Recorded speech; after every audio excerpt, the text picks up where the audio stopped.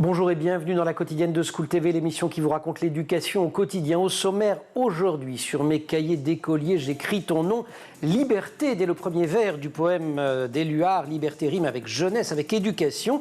Idée reprise au bon et amplifiée par le prix Liberté. Il implique chaque année des milliers de jeunes de par le monde. On va en parler avec Bertrand Degnaud. L'anti-sèche de Cécile Fournier. L'anti-sèche, vous le savez, c'est la façon dont l'actualité résonne dans les programmes. Actualité anniversaire, celui du terrible attentat de la gare d'Atocha à Madrid. C'était il y a tout juste 20 ans. Et c'est au programme notamment en espagnol. L'heure de la récré, toujours avec Cécile. On va la passer en bibliothèque et feuilleter un livre consacré aux losers de l'histoire. Rendez-vous enfin avec Marie-Olivier pour parler pédagogie. Portrait aujourd'hui de Joseph-Marie Baron de Gérando, promoteur de l'enseignement mutuel. Ça se passe au début du 19e siècle. La quotidienne de School TV, c'est maintenant. C'est parti, grand oral.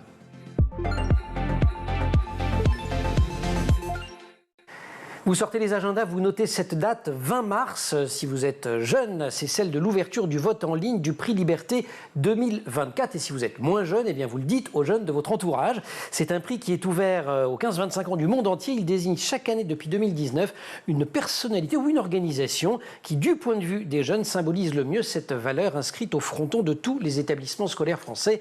Liberté. Ce prix a été créé par la région Normandie. On accueille aujourd'hui son vice-président chargé des lycées et de l'éducation. Bertrand Degnaud, bonjour. Bonjour. Ravi de vous accueillir. C'est un prix qui a été créé par votre région en partenariat avec l'Institut international des droits de l'homme et de la paix, les autorités académiques de Normandie et le réseau Canopé. Vous nous rappelez comment est née l'idée ? La liberté a une place à part en Normandie parce que c'est de là qu'elle est arrivée le 6 juin 1944. On va fêter cette année le 80e anniversaire du débarquement. Les vétérans vieillissent, meurent les uns après les autres, il n'en reste plus beaucoup. Et donc on a voulu créer quelque chose qui fasse le lien entre leur action physique, militaire en 1944 pour apporter la liberté et tout ce qu'ils ont continué à faire et le message qu'ils ont apporté le 6 juin 1944, que ce message soit encore porté aujourd'hui et après eux. C'est une crainte qu'ils ont et après nous, comment on va savoir ce qu'on a fait et comment on va défendre la liberté. Donc on veut continuer à porter leur message en Normandie, en France et dans le monde entier, partant de chez nous, avec eux. 3 anciens vétérans sont les parrains de ce prix. On fait le lien vraiment avec tout ça pour que la jeunesse puisse s'exprimer. 15-25 ans, vous l'avez dit. Y avoir assisté de temps en temps, ils viennent parfois et les rencontres sont bouleversantes. Et quand on voit, il y a toujours un des parrains qui est encore vivant, Charles Norman Shea, qui est américain, qui faisait partie de la première vague à Omaha, la pire, qui est subi des combats et qui continue à se battre. Il a 100 ans et il vient et là, au 80e, on aura de ses camarades qui viendront des États-Unis. C'est très important de transmettre. Ouais, quand vous dites au 80e, c'est puisque cette année, pour qui l'aurait oublié, c'est les 80 ans de ce débarquement du 6 juin. Chez vous, tout le monde le sait, ça. Le dispositif du prix Liberté, c'est un dispositif très ambitieux à multiples échelles. La première phase, c'est la phase de collecte des candidats potentiels au prix. Comment ça se passe ? Eh ben, c'est spontané. On lance à la fin de l'année, moment de Noël, au mois de novembre jusqu'au mois de janvier. Chacun peut envoyer un dossier en disant pour moi, c'est un tel ou telle organisation qui défend le mieux le combat pour la liberté. Chacun dans le monde entier ? Tout le monde dans le monde entier peut le faire. Il faut que ce soit quelqu'un de vivant. Envoie un petit dossier sur Internet, sur le site de la région Normandie, avec 3-4 lignes de motivation et on collecte tout ça et on regarde, on trie ensuite tous les doublons et c'est soumis à un jury international que vous avez eu l'honneur de présider. Présidé en 2020. Qui est toujours je vous en dirai 2 mots parce que c'est un moment très émouvant. C'est aussi pour ça que je sais que ça marche bien le prix Liberté. Je l'ai vu de l'intérieur. Je l'ai testé. 2182 jeunes, je crois, dans le monde ont adressé leurs propositions cette année sur le site du prix Liberté. Il y a aussi un gros travail qui est fait tout au long de l'année dans un certain nombre d'établissements scolaires. Et ça, c'est très important. C'est pas juste, on recueille des noms, un jury se réunit, c'est que ça vous sert à quelque chose au plan pédagogique. On fait un plan pédagogique, on peut faire des événements, on a d'autres dispositifs comme ça où on travaille tout au long de l'année parce qu'on peut le faire de l'émotionnel pur ou on peut faire du show pur et on veut vraiment les faire travailler, les faire réfléchir. Donc il y a plein de choses qui se passent tout au long de l'année. Il y a des opérations de vote, il y a des rencontres citoyennes avec des grands témoins qui viennent pour des anciens lauréats du prix ou des reporters de guerre ou d'autres personnes agissant pour la liberté pour présenter leur rôle et qu'est-ce que le combat pour la liberté aujourd'hui dans tous les établissements pour qu'ils puissent réfléchir et voter. Et on fait aussi travailler et réfléchir sur la liberté par d'autres moyens. Il y a un trophée qui est remis symboliquement aux lauréats le jour du prix. Il est fabriqué par des élèves normands d'un lycée professionnel. Voilà. Tout le monde n'a pas forcément l'envie de se mettre derrière un papier ou un ordinateur à dire « pour moi, la liberté, c'est tel ou tel sujet ». Mais on peut réfléchir avec ses mains à faire un trophée avec très souvent une force de réflexion qui est très impressionnante des jeunes pour remettre symboliquement le trophée. Il est différent à chaque fois, c'est un lycée différent à chaque fois. Ce sont des Normands, là aussi, qui travaillent, des jeunes qui réfléchissent à leur façon à la liberté. Qui conçoivent, qui fabriquent. Et ce qui est très important, vous venez de parler des lycées professionnels, c'est que c'est un prix pour toute la jeunesse, donc les lycées pro, les lycées généraux, les lycées technologiques. Il y a aussi les lycées agricoles, les CFA, etc. C'est-à-dire que là, vous avez vraiment un souci d'embarquer tout le monde. C'est 15-25 ans le critère. On est hors d'âge, nous. Mais c'est le seul critère. Après, la liberté, elle concerne tout le monde. Tout le monde a sa vision de la liberté. Tout le monde a le devoir de la défendre. Tout le monde a droit à la liberté. Donc, on veut vraiment que tout le monde soit investi et puisse donner son avis, sa vision des choses. C'est extrêmement important de toucher au plus large public. Donc on a collecte de ces noms, le travail pédagogique qui est mené dans des établissements essentiellement en Normandie, mais aussi en France ou ailleurs, en amont de ce prix Liberté. Et puis il y a la sélection d'un jury qui se réunit, et c'est effectivement ce jury que j'avais eu l'honneur de présider, et qui lui va passer de, je crois, cette année il y avait 500 noms au départ. 600. 600, voilà, à 3 nominés. Les nominés pour le prix 2024 sont Motaz Azaïza, qui est journaliste palestinien qui couvre le conflit en ce moment en Palestine, Noura Ghazi, avocate syrienne pour les droits des prisonniers politiques, et Maria Kolesnikova, figure de l'opposition biélorusse, et qui lutte donc contre l'oppression politique imposée par Alexandre Loukachenko. L'une ou l'un d'entre eux recevra donc en juin le prix Liberté 2024, suite au vote qui ouvre le 20 mars. On va continuer à parler de tout cela avec Bertrand Degnaud, juste après l'Anti-Sèche. Cécile Fournier. Cécile, bonjour. Bonjour. Cours d'espagnol avec vous aujourd'hui dans cet Anti-Sèche, et un anniversaire triste. Il y a 20 ans tout juste avait lieu l'attentat de Madrid, l'attentat d'Atocha comme on l'a vite appelé, l'attentat terroriste le plus meurtrier en Europe à ce jour. Oui, ce 11 mars... Plus que le Bataclan même. Plus que le Bataclan. Ce 11 mars 2004, vers 7h30 du matin, 10 bombes explosent simultanément donc à la gare centrale d'Atocha, mais aussi à la gare d'El Pozo et de Santa Eugenia, et dans un train qui est juste en dehors de la gare d'Atocha. On déplore alors 192 morts et un peu plus de 1900 blessés. Attentat perpétré par l'ETA. Non. Par des islamistes. Justement. C'est revendiqué par l'ETA. Non, non plus. C'est le lendemain des attaques, c'est l'ETA qui est pointé du doigt. Alors l'ETA, je vous rappelle, c'est l'organisation séparatiste basque, qui est donc une organisation terroriste basque qui est auteur de beaucoup d'attentats sur le sol espagnol. Donc le soir même, d'immenses manifestations ont lieu contre l'ETA, mais dès le 12 mars, l'ETA dément toute implication dans cet attentat. Ce qui n'empêche pas le Premier ministre de l'époque, José María Aznar, de continuer à affirmer que l'ETA est bien responsable des attaques. Oui, parce que lui et le Parti populaire estiment que les électeurs n'approuveraient pas du tout que du fait de la participation de l'Espagne à la guerre en Irak, ils se voient attaqués sur leur propre sol par les terroristes d'Al-Qaïda. Nous sommes à ce moment-là, je dois le rappeler, à 3 jours des élections générales nationales. Des élections, justement, que le parti de José María Aznar perd. Oui, parce qu'en fait, il va être prouvé qu'effectivement, c'est bien Al-Qaïda qui a commis ces attentats, et donc l'État est alors accusé de mensonge, grossier mensonge. Donc Aznar va être sanctionné dans les urnes. C'est donc le Parti socialiste et José Luis Rodríguez Zapatero qui remportent les élections avec 42,6% des voix. Attentat qui marque l'histoire aussi parce que c'est la première fois que le groupe terroriste attaque aussi fort sur le terrain européen. Oui, il y a eu le 11 septembre avant. Voilà, après les attentats du 11 septembre 2001, Al-Qaïda et des groupes qui s'en revendiquent vont attaquer d'autres pays comme la Tunisie, le Pakistan, l'Arabie Saoudite, l'Irak. Mais c'est donc ce 11 mars 2004, c'est la première fois que l'Europe est visée. C'est la première fois que l'Europe est visée. Madrid est de nouveau cible d'un attentat le 2 avril, très rapidement. Et oui, la bombe n'a pas explosé cette fois, et c'était dans le train Madrid-Séville. Et ensuite, ça passe à Londres. Et Londres, le 7 juillet 2005, à la station de métro King's Cross. Et cette fois, cet attentat fera 58 morts.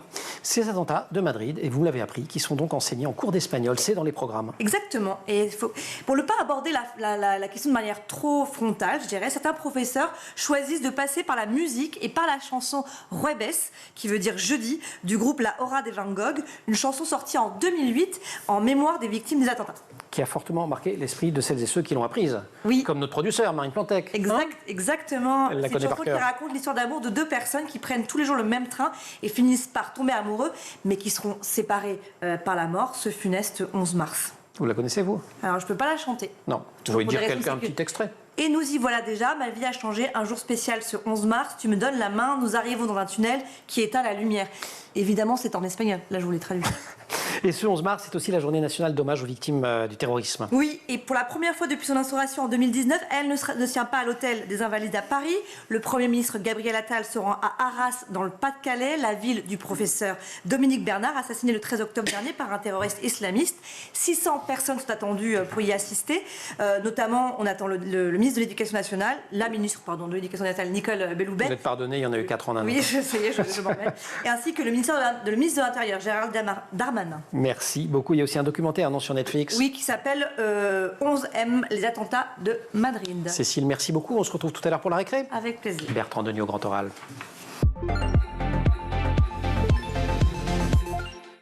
Conflits armés, non-respect des droits de l'homme, pandémie, réchauffement climatique, précarité, les crises qui attentent à la liberté des individus ou des peuples sont nombreuses. Toutes sont potentiellement concernées par le prix Liberté, dont on parle donc avec Bertrand Denio, vice-président de la région Normandie, chargé des lycées et de l'éducation. On a parlé du travail préalable d'identification des candidats. Venons-en un tout petit peu à ce jury, une vingtaine de jeunes que vous réunissez pendant plusieurs jours. À Caen, une semaine. Comment vous les choisissez et comment ça fonctionne? Il y a grosso modo un tiers de jeunes normands, un tiers de jeunes français non normands et un tiers de jeunes qui viennent de tous les pays du monde. Tous les continents sont représentés. Ils viennent pendant une semaine, ils font connaissance pendant 2 jours. Pendant 3 jours, ils travaillent vraiment. Et puis le vendredi, je leur dis à chaque fois quand on les accueille, vous vous débrouillez comme vous voulez, mais vendredi à 17h, il nous faut 3 noms. Et là, il y a tout un processus de design participatif qui permet de passer, et je l'ai vécu, c'est très très très spectaculaire, de plusieurs centaines de noms à 3 noms. C'est très spectaculaire, c'est très impressionnant de maturité dans la réflexion de cette jeunesse. Tous les présidents ont la même réaction que vous. Encore une fois, cette année, Patrick Chauvel, qui le préside, est ressorti bluffé. Et il leur a dit à la fin, prenez le pouvoir dans tous vos pays. Prenez le pouvoir. C'est grâce aux méthodes et au travail de l'Institut international des droits de l'homme et de la paix qui accompagne et qui anime cette Ils ont une super équipe, on peut leur faire un petit coup de chapeau. Qui est maintenant dirigée par Fiona, mais ils sont tous excellents vraiment.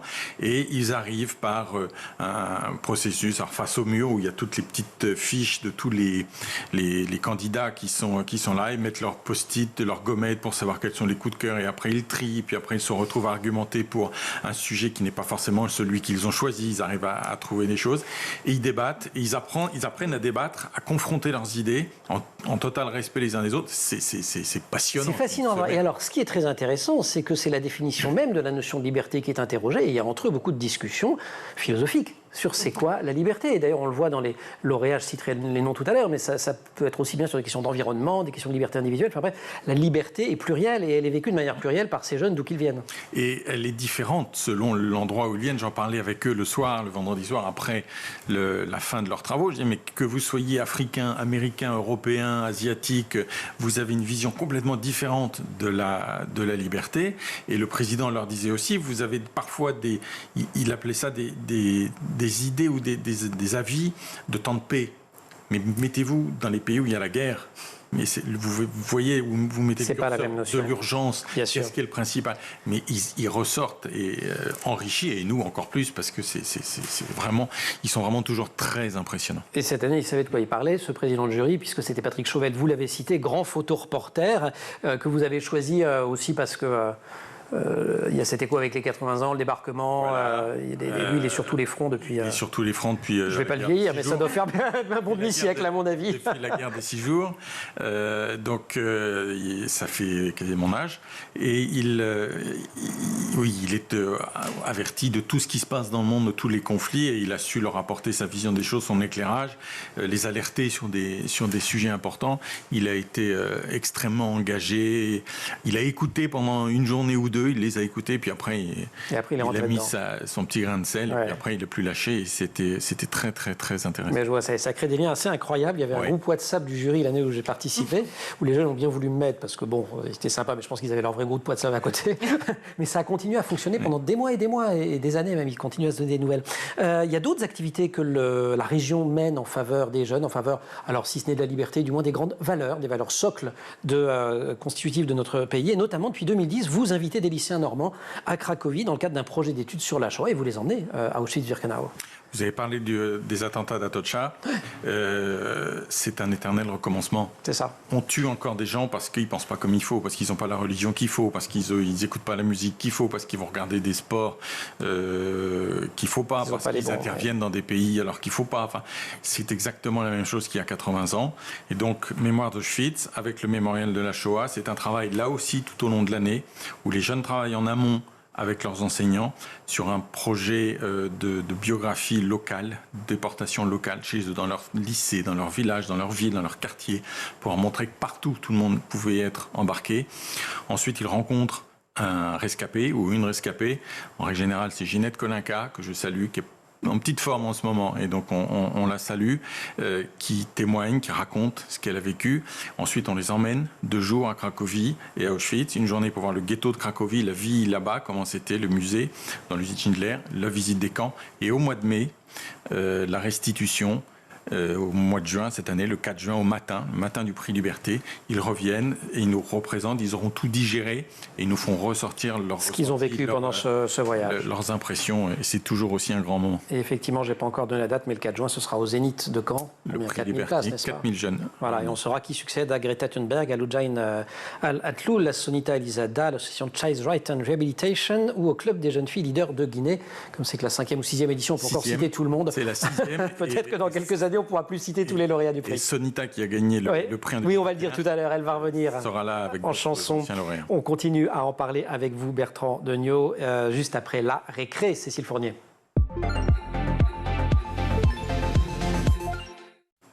On va faire de l'histoire, mais on va faire de l'histoire un petit peu décalée par rapport à l'histoire qu'on fait à l'école, puisqu'on va s'intéresser aux perdants de l'histoire autour d'un livre. Et vous nous rappelez finalement qu'un échec n'en est pas nécessairement un, et je le montre, ce livre. Non, c'est beau comme phrase, je trouve. Enfin, c'est Elle pas est moi. de vous, hein. Oui, c'est vrai que c'est moi. Oui, c'est vous qui l'avez écrit. Mais oui, mais c'est pas moi qui rappelle ça. C'est plutôt Antoine Bonnet qui signe ce livre que vous tenez à la main, qui s'appelle Les losers magnifiques de l'histoire, aux éditions de l'Opportun, qui sort le 20 mars. Des losers, mais pas des losers, donc. Bah non, c'est pas vraiment des losers. L'auteur rappelle par exemple que Toutankhamon de son époque était un pharaon assez méprisé. Même sa tombe ne sera même pas pillée. Tout le monde n'en a rien à faire. Et aujourd'hui, il faut dire que la découverte de ce même tombeau en novembre 1922, ça sera la découverte la plus incroyable du XXe siècle. Donc voilà, c'est pas vraiment un loser. Donc il raconte l'histoire de Toutankhamon. Et d'autres. Un faux héros de guerre, par exemple? Oui, alors ça c'est amusant, c'est l'histoire de Glinder Michael, devenu héros de la Seconde Guerre mondiale, bien malgré lui. En fait, l'homme est gallois et meurt en 1943, mais son corps va être récupéré par les... vous connaissez cette histoire? Je la connais. Par les renseignements britanniques. L'idée était de récupérer un cadavre et d'y glisser dans ses poches des faux papiers pour faire croire aux nazis que les Alliés allaient débarquer au Balkan. Et ben donc on récupère Glindel Michael, enfin son corps, et il est rebaptisé le soldat William Martin. Martin, pardon, plutôt. Et Hitler va croire à cette fausse information et donc va envoyer son officier Rommel à Athènes. Bon, finalement, le faux soldat va être inhumé en Espagne et il a une plaque avec écrit en gallois « L'homme qui n'avait jamais existé ». Voilà, il y a eu un film dont le titre m'échappe qui raconte cette opération. Vous devez connaître aussi Bertrand Degnaud, c'est un moment amusant de la Seconde Guerre mondiale. Bref, on retrouvera. Il y a des drôles de records dans ce bouquin aussi. Oui, parce que comme le record de la plus grande défaite lors d'un match de football, une équipe malgache qui a perdu un match 149-0 en 90 minutes seulement, ça veut dire un but toutes les 45 secondes. Vous étiez dans les buts? Et non, je n'étais pas dans les buts. Il y avait Kylian Mbappé en fait. En fait, ils se sont complètement... C'est une équipe qui s'est sabordée parce qu'ils étaient contre l'arbitre, donc ils ont marqué des buts contre leur propre camp. Ah oui, d'accord. Il n'y avait pas beaucoup C'était un geste de résistance d'une certaine façon. On retrouve aussi dans ce livre des inventions qui sont nées à cause de ratages. On en connaît quelques-unes. Moi, j'ai la tarte tatin en tête. La tarte tatin, ouais. Oui. Elle il y a est la poudre à canon. Ah, la poudre à canon. Alors, quand l'alchimie chinois Sun Simiao l'invente au 9e siècle, en réalité, il cherchait l'élixir de jeunesse. Ah oui. Rien à voir, ou presque. Il y a d'un côté, il y a le canon, et de l'autre côté, rester un canon. Elle est bien celle-là. Ouais, bref, il a mélangé du soufre, du salpêtre et du charbon de bois, et pouf Et ben c'était inflammable cette histoire. Mais bon, en fait, la poudre à canon, comme on la connaît aujourd'hui, il va falloir attendre encore plusieurs siècles, mais en tout cas, c'était un prémisse. Qu'elle soit stabilisée, c'était les prémices. Voilà. On termine avec le Roquefort. Oui, le Roquefort. C'est drôle. Un berger amoureux oublie du pain et du lait caillé de brebis dans une grotte, trop occupé à faire la cour à sa belle. Il revient, son encas est plein de moisissures. le Roquefort était né. D'accord. Ouais, il fallait quand même avoir le courage de le goûter. C'était un héros. Plein d'anecdotes, plein d'histoires qui nous rappellent donc que, comme dirait le sage Lao Tse, l'échec est le fondement de la réussite. Vous tenez absolument à me faire des citations extrêmement cultivées. Bac philo, vous avez 3 heures. Ouais. Je vous Pas laisse. 4 3, allez. Voilà. Vous êtes très bon. En 3 heures, c'est plié cette histoire. Et c'est aux éditions de l'Opportun sous la plume d'Antoine Bonnet. Merci beaucoup, Cécile Grand Oral, Bertrand Degnaud. Bertrand Degnaud le disait juste avant cette récré, dans les temps forts des cérémonies qui vont accompagner la remise du prix Liberté et le 80e anniversaire du débarquement, la création d'une chanson originale en français et en anglais par l'Afghane Sonita, qui était lauréate du prix Liberté. Elle a gagné en 2021 de mémoire et elle revient, encore une fois, elle interprétera une chanson écrite par des jeunes Normands, 10 jeunes Normands qui se sont rassemblés au mois de novembre en résidence d'écriture au bord des plages du débarquement à Annelles, et ils ont écrit une chanson qu'elle va interpréter, qu'elle est venue enregistrer au mois de février. Elle viendra tourner le clip au mois d'avril et elle l'interprétera sur la scène du Zénith le 4 juin après-midi devant sa maman, qui fait le voyage. Et tout ça n'est pas rien du tout, hein, parce que le fait qu'elle fasse du rap en Afghanistan, etc., enfin, il y a toute une histoire avec sa mère, avec notamment, sa mère, justement, qui est fondamentale. à qui elle a caché Voilà. qu'elle faisait de la musique, qui a refusé 2 mariages forcés et la mère ne pouvait pas concevoir qu'on puisse réussir dans la vie en chantant, et elle s'est battue pour ça, et là elle vient sur scène. Je pense que c'est une des premières scènes de Sonita, et il y aura sa maman qui sera là, donc ce sera aussi un grand moment. J'en suis déjà ému. J'ai cité tous les noms des lauréates ou des lauréats, ainsi que celles et ceux des nominés de cette année. C'est très divers. Qu'est-ce que ça raconte selon vous des préoccupations de la jeunesse et de la façon dont la jeunesse vit cette notion de liberté? C'est pas forcément celle qu'on a nous, comme vision des choses, et c'est très bien, il faut qu'ils arrêtent d'imaginer qu'ils doivent attendre. Je leur dis toujours, on a besoin de vous maintenant. Quand on fait de la politique, quand on vous dit, t'es l'avenir mon petit gars, ça veut dire t'es gentil, je suis en poste, je gère. Tu vas attendre que j'ai 95 ans ou que je sois mort pour prendre la place. Non, il faut qu'ils prennent la parole, il faut qu'ils disent ce qu'ils ont à dire, qu'on doive les écouter. Le grand problème qu'on a, à mon avis, dans notre société, notamment en France, c'est qu'on n'entend pas la jeunesse, on n'écoute pas la jeunesse, mais on n'écoute pas la jeunesse dans sa liberté de parole, dans sa liberté de réflexion. Elle est beaucoup plus mature que ce qu'on peut imaginer. Les opérations de vote nous donnent bien des surprises sur le débat sur le droit de vote à 16 ans, sur des choses comme ça. On a bien des clichés qui sautent parce qu'ils se sentent pas prêts du tout pour voter à 16 ans, parce qu'ils se disent soit on est immature et on vote comme papa-maman, soit on est immature et on vote contre papa-maman, mais dans les deux cas, c'est pas ça. Dans les cas, on n'est pas tout à fait terminé. À 18, ça va mieux.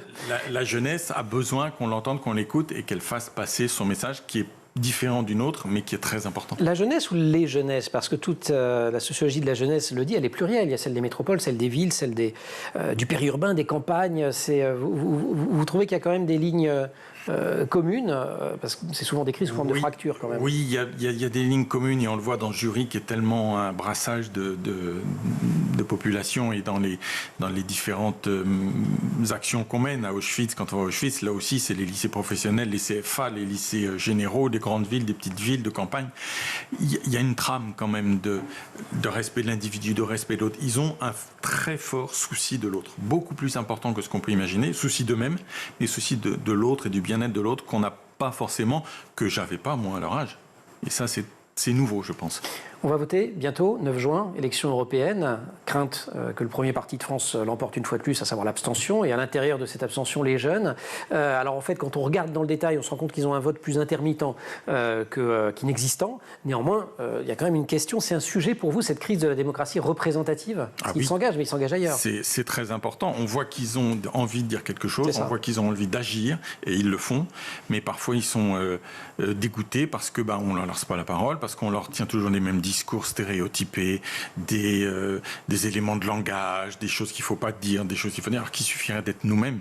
Quand on parle à des gens et qu'on est nous-mêmes et qu'on dit les choses correctement, poliment, de façon modérée, sans aller dans les extrêmes, on arrive à faire passer des messages, on arrive à leur dire des choses sans aucune difficulté. Moi, quand je leur parle, quand je fais un discours à Auschwitz, au milieu des chambres à gaz, je leur dis des choses. ils le comprennent, ils l'entendent, il n'y a aucune difficulté. Mais qu'on soit nous-mêmes, qu'on arrête de leur parler comme s'ils n'allaient forcément pas comprendre, déjà parce qu'ils comprennent beaucoup mieux que ce qu'on imagine, et parfois mieux que nous.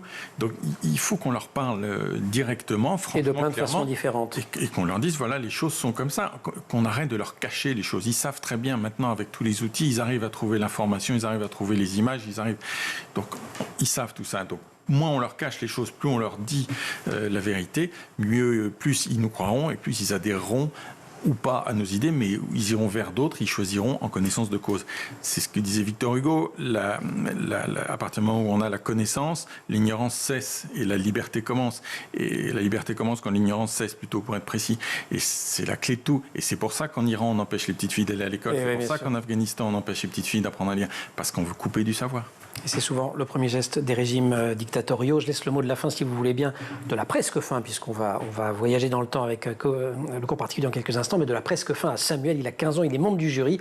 Je le cite, la liberté est le combat d'une vie. Elle est un bouclier, une barrière contre les fanatismes, le mur qui abat tous les murs, celle qui permet de dire c'est moi qui pense, c'est moi qui agis, parce que je le peux, parce que ça ne fait de mal à personne. Elle est la plume et l'épée qui apaisent toutes les blessures. J'ai trouvé cette citation de Samuel qui était cette année dans le jury du prix Liberté. Vous pouvez voter si vous avez entre 15 et 25 ans à partir du 20 mars. On vous redira à quelle adresse tout à l'heure. Vous pouvez donc voter. Et si vous avez dépassé cet âge-là, n'hésitez pas à le dire à tout votre entourage et notamment à tous les jeunes qui sont autour de vous. Bertrand Nuot, vous restez avec nous. On va voyager un petit peu dans le temps. On va aller du côté de l'enseignement mutuel. Ça va se passer au début du 19e. Et Cécile, que je remercie chaleureusement, va céder la place à Marie-Olivier et cours particulier.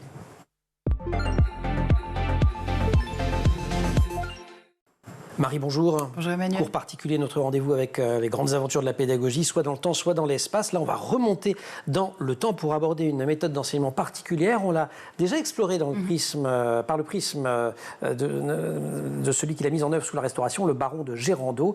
Dans ses cours particuliers, c'est l'enseignement mutuel. Exactement, l'enseignement mutuel. Alors, Joseph-Marie Baron de Gérando naît à Lyon en 1772. C'est un pédagogue, un philosophe, un linguiste. C'est aussi l'un des pères de l'anthropologie. Et il fréquente des milieux intellectuels qui véhiculent les idées françaises des Lumières, mais aussi les Lumières allemandes, l'Aufklärung. Brillant, il remporte même un premier prix pour l'un de ses essais à l'Institut de France. Et c'est un des pionniers de l'observation participante, qui est une méthode d'études scientifiques, ethnographiques et sociales. Qu'on va retrouver plus tard. Et ce baron s'intéresse aussi, se passionne même pour les questions d'éducation. Exactement. En 1802, il participe à la création de la Société d'encouragement pour l'éducation industrielle du peuple, mais aussi à celle pour l'instruction élémentaire en 1815. Le but de cette société, c'est vraiment de donner une éducation morale et intellectuelle à la classe inférieure du peuple pour répondre à ses besoins. Gérando est aussi un fervent défendeur de la lecture. Pour lui, c'est un facteur de progrès social et non pas seulement une question d'accès à un savoir. C'est progrès social et intégration. Et c'est là qu'il découvre l'enseignement mutuel. Dans ces années-là, il le découvre en Angleterre, non, j'imagine? Exactement. À cette époque, c'est né là-bas. Ouais. Voilà, il est inspiré, l'enseignement mutuel, par Andrew Bell et Joseph Lancaster, qui instaurent dès la fin du XVIIe siècle le fameux monitoring system en Grande-Bretagne. Donc le monitoring system, ce sont les écoles mutuelles. C'est un modèle pédagogique qui incite à la co-instruction, c'est-à-dire que les élèves apprennent les uns des autres et souvent les plus âgés d'ailleurs enseignent aux plus jeunes. On explique un peu en détail? On explique, évidemment. Je ne comptais pas m'arrêter là. C'est d'ailleurs... l'idée, c'est vraiment d'accueillir le plus grand nombre d'élèves possible dans des classes sans cloison. Donc, c'est des classes immenses. Donc, vous imaginez qu'il faut s'organiser. Il n'y a pas qu'un maître. Un seul. Donc, pourquoi on fait ça? En fait, cette façon d'enseigner, ça a du succès dans les nouvelles démocraties de l'époque parce que elles veulent étendre l'enseignement au plus grand nombre et en même temps, elles veulent faire des économies de coûts de formation des maîtres. D'accord, il n'y a pas de cours classique. Ça se passe comment, le cours, la leçon? Alors, comme je vous le disais, il faut s'organiser puisque un maître seul peut se retrouver face à 200, 300, voire même 1000 élèves. Donc, ces élèves ont eux-mêmes un rôle à jouer dans la classe. Le maître désigne des moniteurs. Ces moniteurs, ce sont des bons élèves qui instruisent leurs camarades. Les moniteurs le sont dans un temps donné. Donc, après, on change. On peut aussi monter dans la hiérarchie des moniteurs. Et l'espace de classe est aménagé en une petite dizaine de groupes d'élèves. Des groupes de 10 où chaque moniteur peut transmettre des connaissances à ses camarades. Et ce qui est intéressant, c'est que les élèves sont regroupés par classe de niveau, mais qu'il peut y avoir des groupes différents selon les niveaux. Donc, par exemple, vous pouvez être en terminale en français et en 6e en maths.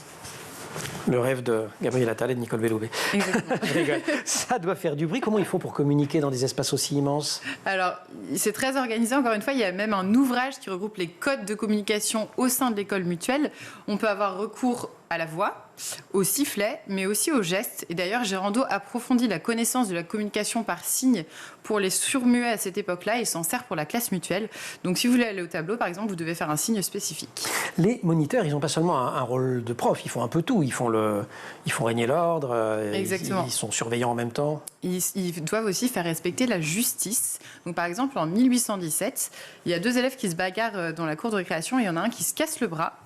Eh bien, il y a un tribunal d'élèves qui est réuni pour trancher et il décide à l'unanimité d'exclure le fautif de l'établissement. Donc, c'est quand même assez innovant de faire parler les enfants et de prendre des décisions à cette époque. Et ça, l'historien Claude Lelièvre, vous confirmerez que c'est un grand classique quand on demande aux jeunes de faire la loi. C'est beaucoup plus rugueux quand on demande aux adultes, d'ailleurs, dans les écoles. Ces méthodes avant-gardistes, elles ne sont pas du goût de tout le monde, déjà à l'époque. Non. L'enseignement du 18e est soit individuel, soit donc avec des précepteurs, soit simultanés, en grand groupe de classe. Donc là, vraiment, ça vient heurter un peu les convictions de l'époque, notamment l'Église. Ah oui, ils n'aiment pas, parce qu'il n'y a pas le savoir qui est descendant. Et Guizot, le futur ministre de l'Instruction publique, pareil, il n'adore pas non plus. Il n'est pas tout à fait d'accord. Voilà. Donc il fait en sorte de mettre un peu l'enseignement mutuel au placard, qui reviendra quand même plus tard, face à l'enseignement simultané qui reste évidemment ce qu'il y a dans les classes aujourd'hui, mais il y a des classes mutuelles qui existent, notamment au lycée d'Orient par exemple, avec l'un de ses fervents défenseurs de l'époque, d'aujourd'hui, qui s'appelle Vincent Fayet.